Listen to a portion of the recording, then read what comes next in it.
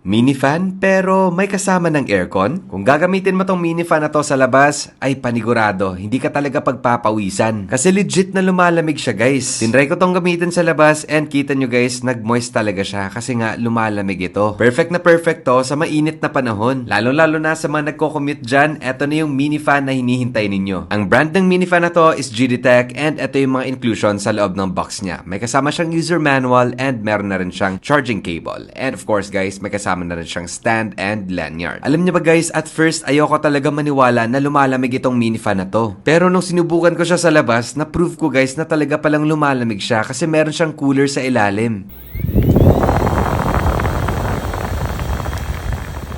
Kung ito-turn on mo pala siya guys, kailangan mo lang siyang i-long press. And kung gusto mo namang i-activate yung kanyang cooler, single press lang. And kung gusto niyo namang i-adjust yung speed ng fan niya, ikutin niyo lang yan sa gilid. And ayan na, ganyan lang kabilis guys, mapapalakas niyo na yung ikot ng fan niya. So pagkatapos ko mag-unboxing guys, nilabas ko siya para matesting ko talaga kung lumalamig ba talaga tong mini fan na to. And guys, guess what? After how many minutes lang sa labas, given na sobrang init din sa labas nung time na yun guys, nagulat ako kasi nag-moist talaga yung pinaka-casing ng mini fan. At nung tinapat ko na siya sa mukha ko guys, grabe, lumalamig pala talaga siya. Walang halong ka-etchosan yan. Habang tumatagal yung pag-ikot ng kanyang fan, lalong lumalamig yung binubuga niyang hangin guys. Sinubukan ko rin itapat siya sa direct sunlight habang umaandar. Pero guys, to tell you honestly, malamig pa rin yung buga ng hangin niya. Nagde-display din pala sa screen niya guys yung temperature mismo ng fan. And after siguro mga 10 minutes siyang tumatakbo. And guys, naging 19 degrees na yung temperature niya. Pero wag kayo masyadong mag-expect na parang aircon na talaga yung buga ng hangin nito ha. Kasi guys, wala naman tong freon na mapapalamig niya talaga na kasing lamig sa aircon. I think the best part lang of